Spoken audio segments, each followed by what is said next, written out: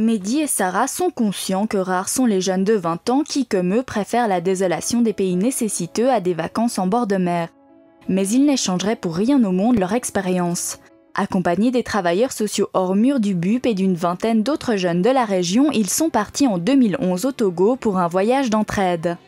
Objectif du projet, récolter et amener du matériel informatique, sportif et scolaire dans une école de Lomé.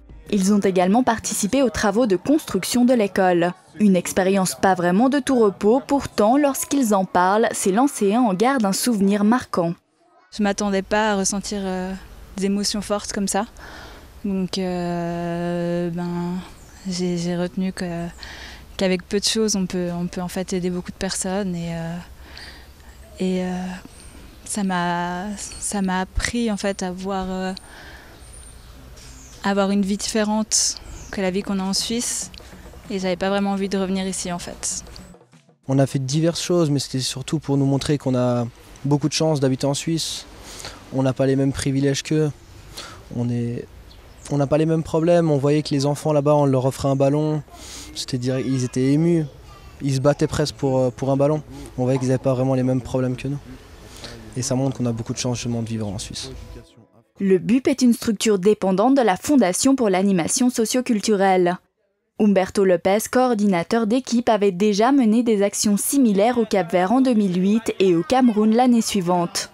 Nous, ce qu'on remarquait au niveau des éducateurs, c'est qu'il y avait plein de jeunes qui étaient en rupture et qui avaient l'impression que c'était difficile. Très difficile ici, etc. Puis nous, on se rendait compte qu'ils avaient du mal à se projeter sur des projets à long terme. Donc ils étaient toujours, peut-être c'est une culture typiquement ici européenne, occidentale, c'est qu'on a l'habitude d'avoir tout et tout de suite.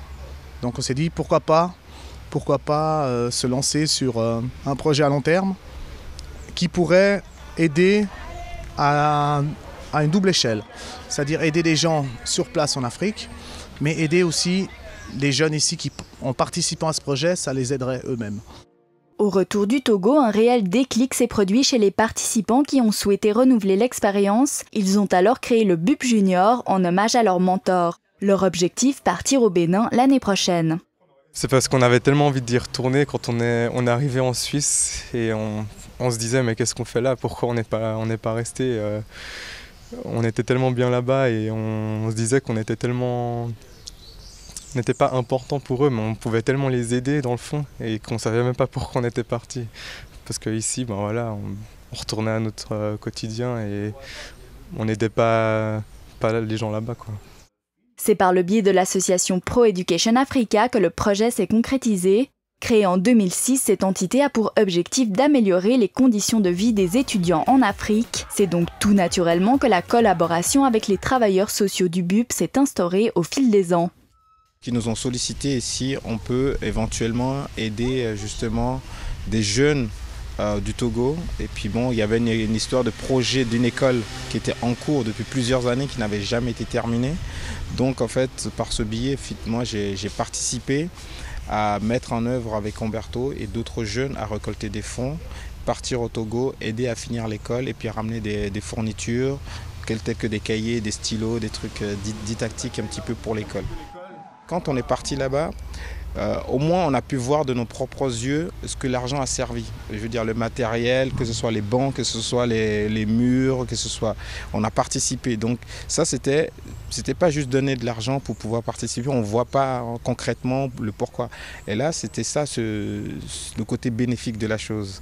Et donc ils ont ressenti le besoin de dire, voilà, si on veut refaire ça, on va le refaire, mais en mieux. L'objectif d'une telle expérience est à la fois l'échange interculturel et la sensibilisation à une cause solidaire d'entraide, un moyen pour des jeunes parfois en rupture de participer à une expérience gratifiante. Là, on a créé une école. C'est clair que les jeunes ont été reçus, on leur dit merci. Certains, ils n'ont pas l'habitude d'être valorisés. Donc ils se sentaient vraiment, ils étaient très émus. Mais quand ils reviennent là, ils reviennent avec un moral en acier. Je souhaite qu'ils continuent dans cet élan. La vie associative, c'est important. Je pense que l'engagement, c'est important. Dans le monde où on vit, qui est très matérialiste et individualiste. Et puis être soudé et être intéressé par ces questions nord-sud, des questions qui touchent tout le monde, c'est-à-dire. Mais on ne se rend pas vraiment compte quand on est ici, qu'on a tout le confort.